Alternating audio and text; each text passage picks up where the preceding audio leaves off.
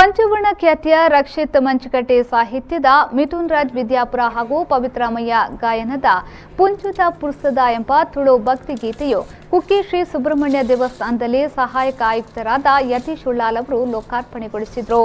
ಈ ಸಂದರ್ಭದಲ್ಲಿ ಕ್ಷೇತ್ರದ ಕಾರ್ಯನಿರ್ವಹಣಾಧಿಕಾರಿ ರವೀಂದ್ರ, ಉದ್ಯಮಿ ರವಿ ಕಕ್ಕೆಪದವು, ತೊಡಂಚನ್ ಇಂಡಸ್ಟ್ರೀಸ್ ಮಾಲಕ ಮನು ಎಂ ಪಂಚ, ಸಾಹಿತಿ ರಕ್ಷಿತ್ ಮಂಚಿಕಟ್ಟೆ, ಸುಬ್ರಹ್ಮಣ್ಯ ಭಟ್, ಗಣೇಶ್ ಹಾಗೂ ಆಡಳಿತ ಮಂಡಳಿಯ ಸದಸ್ಯರು, ಕ್ಷೇತ್ರದ ಭಕ್ತಾದಿಗಳು ಉಪಸ್ಥಿತರಿದ್ದರು.